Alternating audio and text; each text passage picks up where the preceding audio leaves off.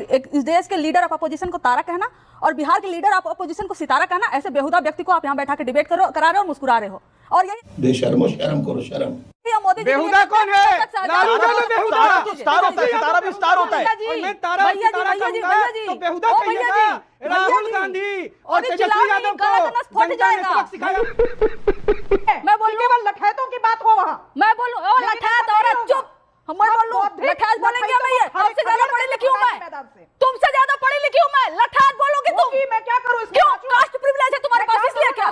Cast privilege है तुम्हारे पास इसलिए तो मुझे लठैत बोलोगी? लेकिन आप तुमसे ज्यादा तुम्हारे पूरे खानदान से ज्यादा पढ़े लिखे हैं। आप अपनी बेटी को बुलाइए चर्चा के। एक सेकंड छोटी सी बच्ची क्या सीखेगी? नमस्कार दोस्तों, डिबेट शो के नए वीडियो में आप सभी का एक बार फिर से स्वागत है। दोस्तों, आज की वीडियो आरजेडी की धाकड़ प्रवक्ता कंचना यादव वर्सेस दलाल लेखिका सुब्रता रोहित सिंह यादव और पत्रकार कम और बीजेपी के प्रवक्ता का काम बहुत ही ईमानदारी से करने वाले पत्रकार गुल्लू उर्फ अमीश देवगन के बीच होने वाली है, जहां पर कंचना यादव ने इन तीनों की अकेले मिलकर ही बैंड बजा डाली। दोस्तों, आज के वीडियो का टॉपिक चुनाव आयोग के द्वारा पहले तो तेजस्वी यादव का वोटर लिस्ट से नाम ही काट देने और बाद में फिर हड़बड़ाहट में गलत इपिक नंबर दिए जाने को लेकर है, जहां पर कंचना यादव ने चुनाव आयोग को भी बहुत बुरी तरह से एक्सपोज किया। तो दोस्तों, चलिए स्टार्ट करते हैं आज की इस डिबेट को। चालू करो बे। उधर तेजस्वी फंस रहे हैं, उधर इधर राहुल गांधी फंस रहे हैं। कैसे होगा? आप लोग बार बार कह रहे थे एसआईआर में ये नहीं होगा, एसआईआर में नहीं।